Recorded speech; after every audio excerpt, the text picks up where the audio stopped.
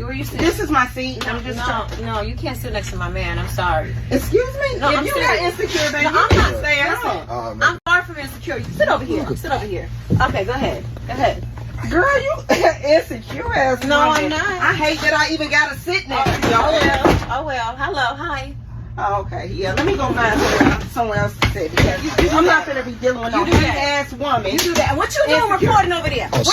Oh boy, welcome back to y'all for Platform. Before we get started, turn off the subscribe channel. Thank you for supporting your career black content creators like myself. I appreciate it. Today, I'm going to kick this video off with a story. So, I met my husband in 2016. And this particular instance took place, I would say, about 2017. Let's say 2017. We only been together for a year. He and I both were like 26, 27 years old. And we were immature. I was immature. We were broken, damaged from previous situations. I had just got, fired from a job and had to move cross country. He had just left a situation, that was not too good for him. And we just happened to, be friends, link up, and it went from there. So we had been together for about a year. And one night we decided to go out to a club. Because a friend invited us. One of my coworkers invited us. One of the Closet Queens invited us. Put it that way. And this night sticks out in my mind because it was like no other night I had experienced ever before. And what I mean by that is that when we walked into the bar, we noticed that something was off. And the reason why we felt that way was because the atmosphere was very dark. It was very it was given a type of SEX club energy. That's what I would put. It was given that. And lo and behold, at some point in time, my husband and I, we walked downstairs and we noticed, wait a minute, my coworker didn't invite us to a regular bar or a regular club. This was a club for getting down, for adult fun. And we was like, oh no, this is not for us, it's not for us. So we just took a little tour. And we went back upstairs and just, had our little drinks and just called it a day. And I will never forget this. This big-ass, buff-ass dude walked up to us. Or how can I put it? He walked up to my husband and was like, oh, do you want to go downstairs? You want to go back downstairs on me? And my husband was like, no, my boyfriend at the time, meaning me, he's right here beside me. We're not feeling that right now. And the big buff dude was like, this nigga literally said, well, the three of us can all go downstairs together. And I was so heated off that. Because I was already heated because I had peeped this dude trying to get at my boyfriend, but he didn't know I was, my boyfriend was taken. I had peeped it already. And when I heard him say, oh, let's just go downstairs and get all of us be together, have a good time all together, I knew he was lying. And I knew what he really wanted was access to my boyfriend or my husband at this moment in time, my husband. He wanted access to him. He didn't really care about me. He didn't really want me, So back in those days, I had a huge issue with jealousy. I wouldn't call it a huge issue. It was just there. And then, everybody has jealous thoughts, but it didn't cause me to do the wrong things. And that leads me into today's story, which is a lot of DL men, a lot of the dudes that we deal with in the LGBTQ community are just jealous. A lot of them have issues with jealousy, and a lot of people are destiny swappers. A lot of people. I was thinking about this all this morning. I gotta get my thoughts together, but I was thinking about this all this morning. So when I think about it, looking at my particular situation with my boyfriend at the time, my husband now, the biggest thing I could say was I was not right with myself. You know what I'm saying? I was not right with myself. I knew that the gay community placed a large importance on looks. And my dude had the looks. He had the looks. In my 20s, my teens, 20s, whatever it was, I wasn't getting played like that. You know what I'm saying? I didn't have the looks. I was a late bloomer. I told y'all it was not until my 30s, recently in my life, that I began to look the way I look now. And that's why a bitch would be like, oh, you look young for your age. Oh, I didn't know you were almost close to 40 years old. You look young for your age. But I was a late bloomer. You know what I'm saying? I came into this game very, very late because I was a naturally thin dude. Didn't really have no curve on me like that. You know what I'm saying? Like, my hair wasn't looking the way it's looking now. My face was not looking the way it's looking now. My body was not looking the way it's looking now. It just wasn't there because of my genetics. So the jealousy came in for me was the fact that nothing I could do would make me be as appealing to these other men as my dude was at that point in time. So, what I want to say about this is that a lot of us in the LGBTQ plus community are dating men that are jealous of us, that are destiny swappers, and want what we have, So it's not only about them wanting, our physical appearance or them wanting to be as attractive as we are. They also want our gifts. Some of them want our charisma, our talent. You never know why a person is with you. You never really know until you know. Until you find out. And for this young lady we're going to discuss today, it was a little bit too late. Another point I want to bring up. Listen to this. Social media attracts everyone, but only the best and brightest get a following or get monetized. And that is so true. That is so true. And what I want to say about that is it takes a very long time to get monetized, to get a following on social media. So for this young lady who was dating this man that ended up, deleting her, taking her out of this world, I think she knew she was in a bad situation, but I don't know that she knew that she was dating a man that was jealous of her, that wanted to be her. Because a lot of these DL men, a lot of this trade out here, what they really want is to be like us LGBT plus people, especially us openly LGBT plus people. They want that courage. They want the ability to live in truth. They want the ability to get out in the world, get on social media and have charisma, develop a following, develop likes and subscribers. They want all of that, but they can't get it because they don't have it. They don't have it. They don't have it. And that goes for, not just people we're dating, but people we know in our personal lives, friends and family. A lot of people look at you as an LGBT plus member and be like, hey, look, I don't know how you can be successful. I don't know why you are successful and you're living a life, quote unquote, lifestyle that you're not supposed to be living. That society, that religion tells us is supposed to be a sin, but yet you're still successful. Oh, I hate that. Oh, I don't like that. I'm not going to support that. I'm going to dry support that. I'm going to be fake in front of your face, but then behind your back, I'm going to support anti-LGBT plus people, legislation, platforms, whatever it is. But I'm never going to tell you and let you know that the reason why I'm around you is because I want what you got. I want your ability to live in truth. I want your courage. I want your ability to get out there and keep a check on you. I want everything that you got about you, your style, your swag, how you don't give a F about what people think about you. I want that. Because believe it or not, a lot of people are controlled by what other people think about them. That's a lot of people out here. A lot of people can't take it. Whatever it is that we have inside of us, whatever we're blessed with, a lot of people wish they had it because it would take them far in life. Very far in life. So, I talked about social media and how it's becoming like it's attracting the worst of the worst. And it's like, if you have a large following, please be careful out here because more than likely you're going to attract somebody, a partner, a mate that just wants what you have. Just wants what you have. That's it. That's it. So I talked about us, being the best and brightest in society, getting on social media and making a killing on social media. I talked about us being gifted and people not understanding why we are successful, living in truth. They don't get it. So I want to talk very briefly before I get into the story about signs of jealousy, signs of destiny swapping among male partners that we date as LGBT plus people. Because, trans women, gay people, in the end of the day, we all part of the same community. We're all dating the same type of dudes, all of us. So the sign that I want to mention first is manipulation and control. When you're dating a dude that's jealous of you, everything will be about control, because in the back of their mind, they feel like they own you. They feel like without you, they don't have a life. They feel like without you, they won't get as far. They will not get to the destination they want to be without you. So they got to link up with you. They got to control you, because if you wake up and realize you're not supposed to be with this person, or if you wake up and realize that you can do better than this person, that person is back to the streets. You know what I'm saying? So it's like manipulation and control is a big one. who you talking to, who you with. And in the video I'm about to show you, this young woman was going through exactly that. Like, she was in her phone at the beach, and the dude was like, who you talking to on the phone? Like, you still talking to dudes? And this girl was like, I'm not talking to no dudes at all. Like, I'm just on my phone. So, sign number one, manipulation and control. Sign number two is defensiveness.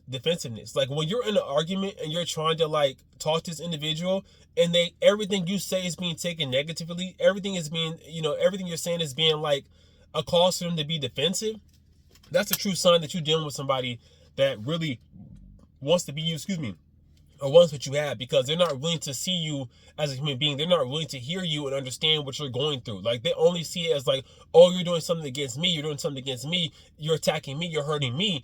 But the thing about it is like, in my mind, this is what I feel like. I feel like you're not hurting that person. That person is just finding a reason to be upset with you, because that's how they already feel about you, period. They already feel upset about you, and they just find a reason to get even more upset with you. That's it. Because they got to justify the animosity. They got to justify that anger, despite the fact that you're being good to them, despite the fact that you're a spouse to them. They got to justify feeling some type of way about you inside. They got to justify that. So defensiveness is a huge one. It's a huge, huge one. Before I get into the story, this is what I want to say. If you are someone that's struggling with jealousy and insecurity about who you are, you may be dating somebody that's doing better than you, that's more attractive than you, understand this. It's natural to feel jealous, bro. It's natural to feel some type of way about that. It's natural. But what's not natural is like having some sort of negativity because of it. Like having some sort of negative emotion, feelings, behavior towards your partner because you're not right. You're not right in your head. You're not right internally. So, do what I did. Focus on yourself. Focus on yourself. Level up. That's all you can really do is level up. Level up. And those tables will reverse. Eventually, you'll stop feeling so insecure with yourself. It is not always your fault, because society profits off us being insecure, especially if you're gay, especially if you like trans women, whatever. Society makes a killing off of us being insecure and jealous. So it's like, if you are struggling with jealousy, focus on yourself once again. Get in the gym, get your career right, get a check on you, and really focus on becoming the best version of yourself. Because if I can go back and talk to the 27-year-old Alfred, this is what I would say. People that look good younger in their 20s and whatnot, they won't always look good forever. And just because you looked a certain type of way when you were younger does not mean you won't blossom later on in life. So because our community is, once again, is so heavily focused on looks, bro, focus on your looks. If you want to come up in the gay world, focus on your looks. Get in the gym once again. Take care of your skin. Take care of your hair. Do what you can to become the best version of yourself, because those tables will turn. Like, you don't have to resort towards violence towards your spouse, towards arguments, towards fighting, towards getting defensive, towards being jealous and being negative towards your spouse, because it's not their fault. It's not people's fault for knowing who they are, for knowing where they want to go in life, for knowing their value and their worth. It's your job to learn your value and your worth and know where you're going in life. That's your job and your responsibility. So get out there and find it. Get out there and get yourself together. And, fast forward just 4 years later, like, I didn't know I was going to become an attractive black man. I didn't know that.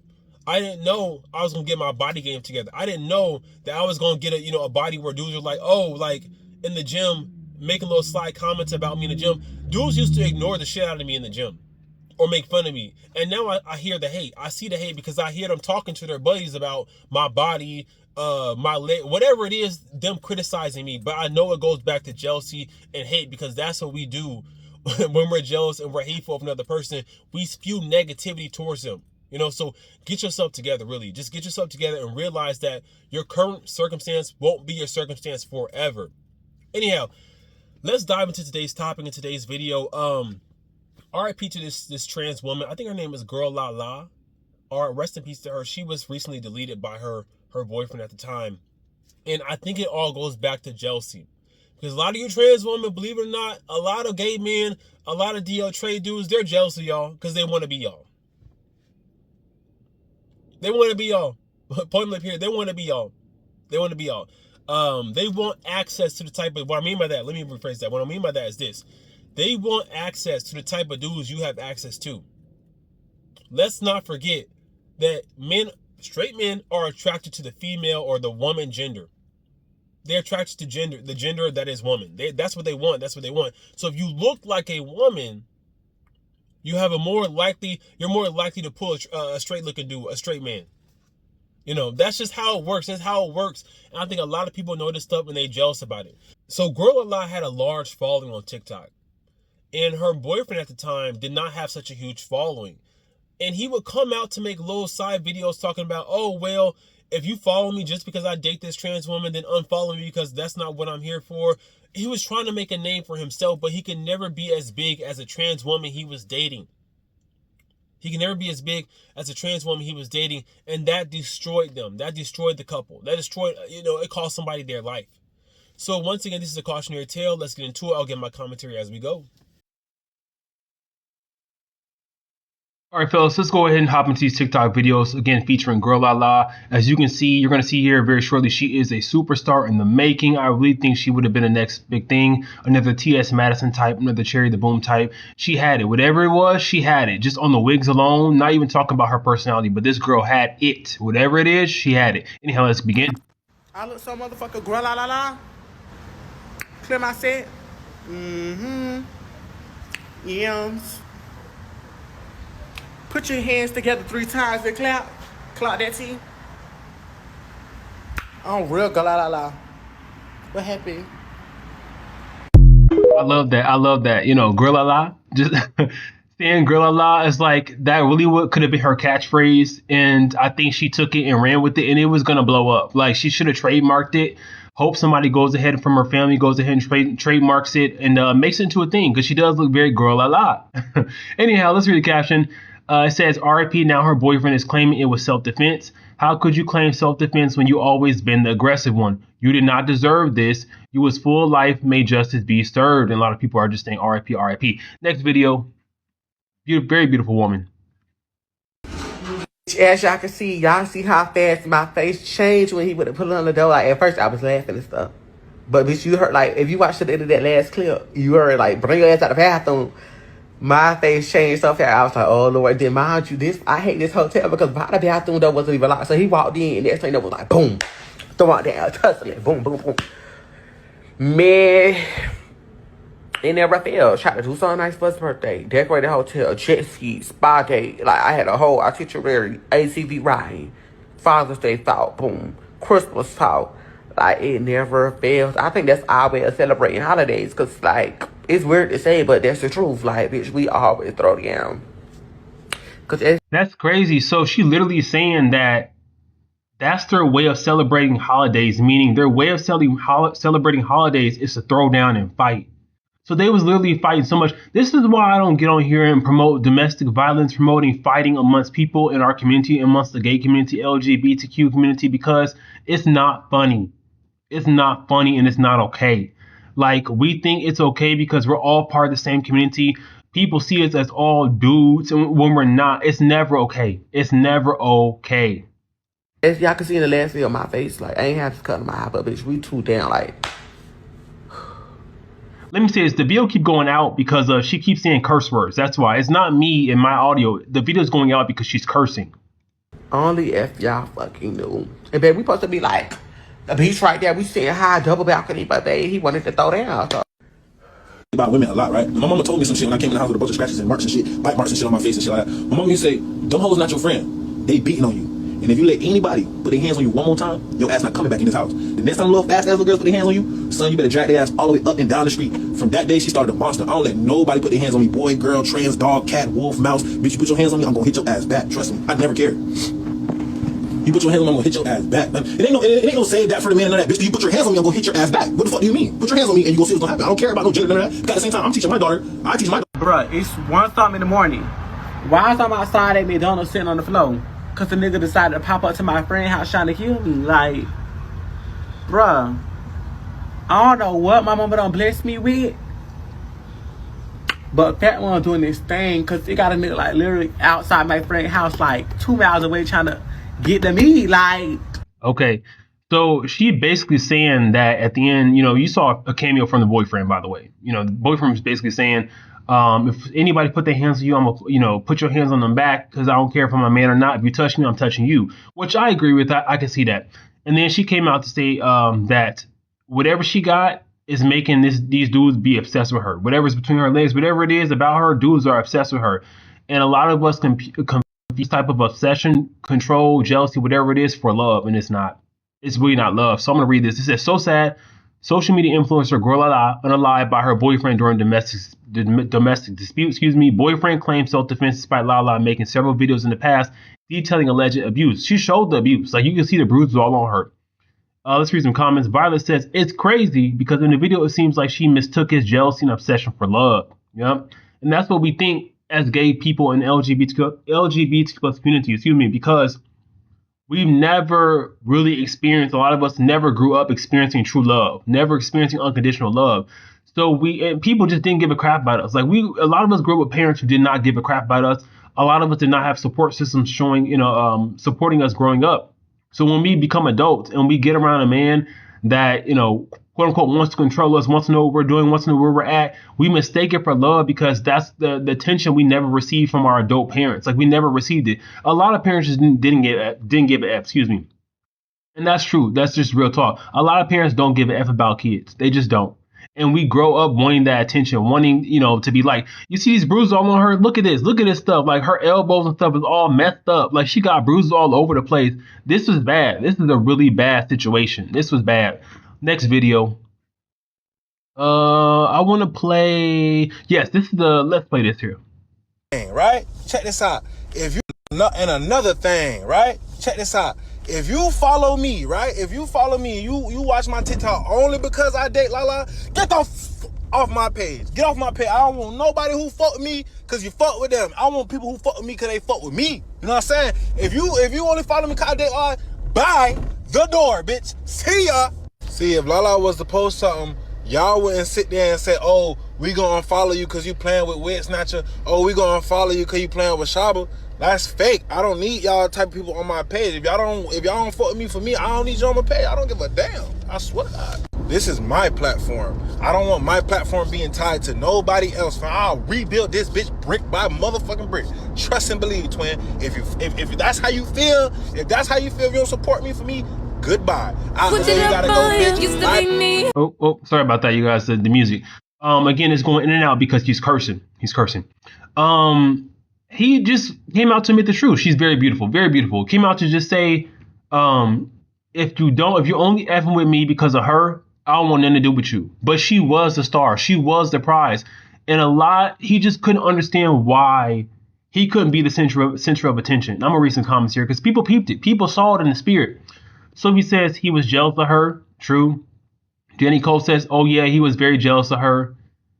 Simone says he was jealous of her and it was clear as day. He hated that she had supporters who loved her down, family members who never judged her and let her be her true self, and the confidence she had within herself. Yeah, I told y'all, like, we are special people.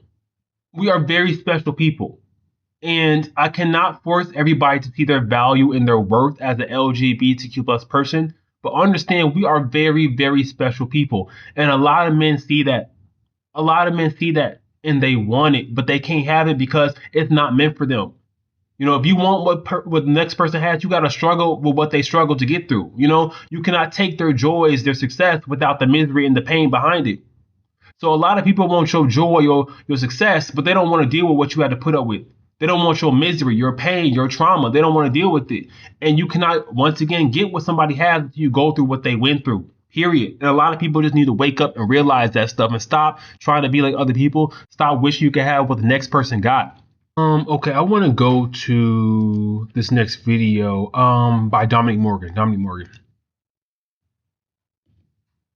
When we're breathing, it's really interesting and oftentimes ironic the amount of fervor people have to talk about how, and I don't know if this person was trans or not. I know they, were a wig influencer. I know they presented femme very often. I think it's another conversation of the assumptions that are made about a person's gender identity based on a person's presentation. I'm going to guess this person just dressed very feminine and did not identify as trans, most specifically because there are a lot of, most trans girls are not going to have a very public relationship, even if the man wants to be public, just because of the things that go into it. That being said, I have survived abusive relationships. When I was 16, I was with a man who was 5 years older than me, and I was so happy to be with somebody who took care of me and all those other things that I had no idea of the trap that was being laid for me. And it took my life down a trajectory that I want to say changed it forever, but I don't know who I would be if I wasn't who I am. But, you know, homelessness and incarceration and then just trying to survive. And so many people make assumptions about when you should leave and how you should leave.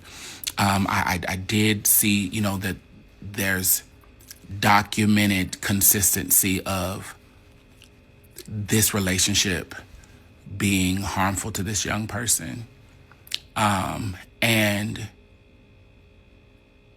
that's not an anomaly. And it's not an anomaly for young people, period. When I was in the classroom, these sort of abusive dynamics start very, very young. Start very, very young. And they go both ways. When I used to be a sex educator in a classroom, and we would come in and we would have the YPAR study and talk to the freshmen, and the number of young women who would want nudes from boys, right? Like this idea of ownership. And so, yeah, the girls wouldn't be putting their hands on the boys. Some of the girls did, but the girls wanted their passwords to their Facebooks and all these other things. Power and you know, power over a person's possessions, power over a person's body, physical abuse. These things are insidious. And that's why, as someone who's lived a little bit of life, I don't think young people should be in these type of deep, entrenched relationships, because there's a level of immaturity, deep-seated fear. There's a lack of knowledge about life that just sets everybody up for a rough and rocky road in there. And some people get lucky. You know, my parents met in the 9th grade, got married right out of high school, and were to get married for 27 years before my father passed away. I went through hell trying to replicate that. Not even growing up with a negative example, trying to replicate this love story, right?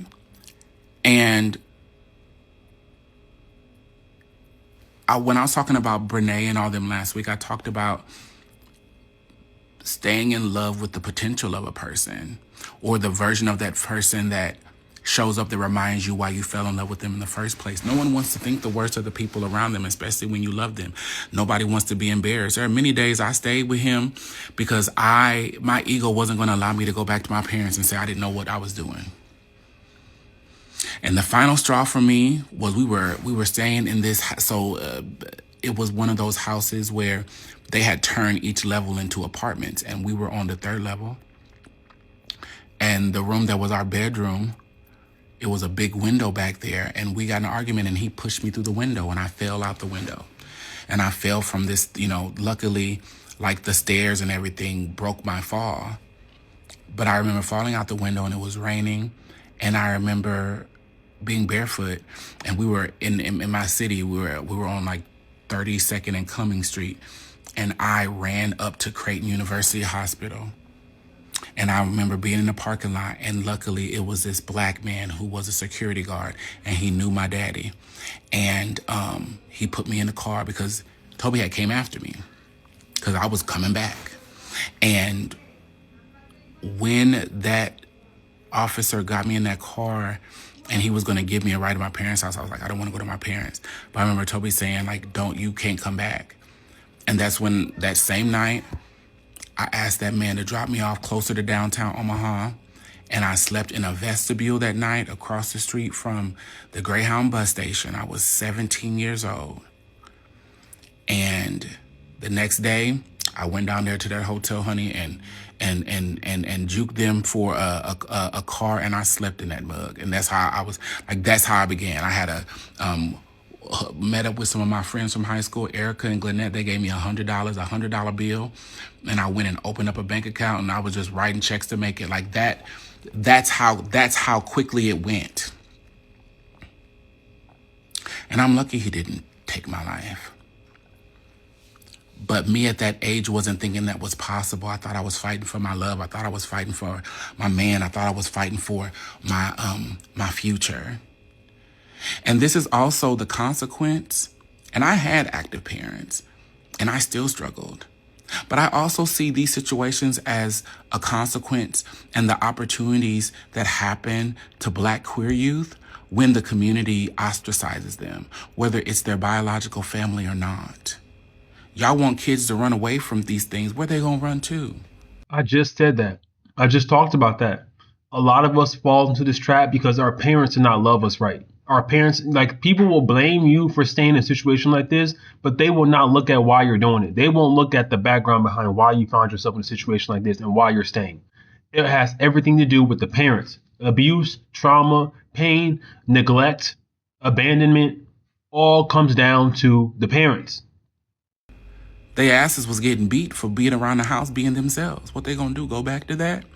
So I'm either have my mama and daddy beat my asses and put me out and burning up my shit, or you know what? This nigga say he love me, and someday he do. And there's nothing worse than having light in you and God having a purpose over your life, and you being attached to a nigga who has no purpose, no understanding of themselves, and instead of figuring out, they want to turn out the light in you. Man, I just said that. A lot of us, I'm going to say it one more time, a lot of us in the gay community, naturally gifted, charismatic, got a light, go-getters, ultra successful people, you know, living in truth, doing the things that we're supposed to be doing. And the worst thing you can do is to attach someone to you that does not have a purpose in life. Don't understand the purpose. Don't understand they can have just the same amount of light as you got, but don't want to put in the work to bring it forth. Don't want to do it. Now, all the things that I've heard, we're going to say they're alleged, but one thing I can know for sure is this idea of you had to shoot this child because you felt in danger, your big ass, you a fucking lie. But also, I know we live in a society where, because of how this young person presents, they'll get away with this. It's the same reason that these niggas will kill a Black trans woman. Based on the number of Black trans women that are unalived per year, you juxtapose that to the number of niggas who get charged and then the number of niggas who get time.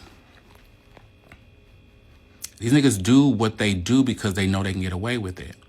And he probably didn't have no job when that child was taking care of them. And the very well that child was taking care of that man did what he could to try to fuck up that child's life to the point that he took that child's life. And so, Dominique, speak on it.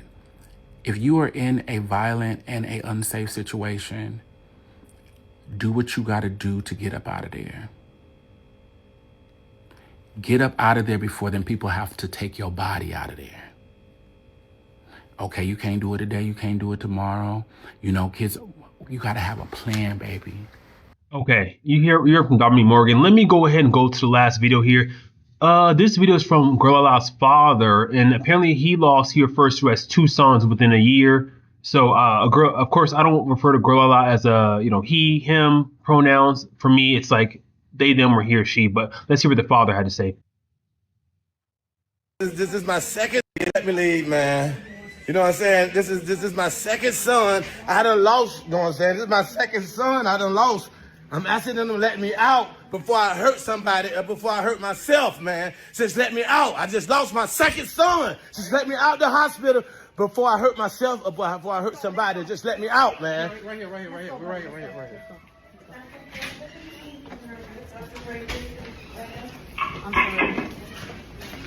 This way.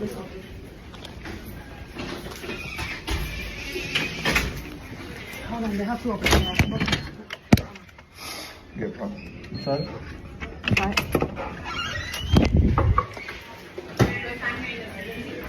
Yeah.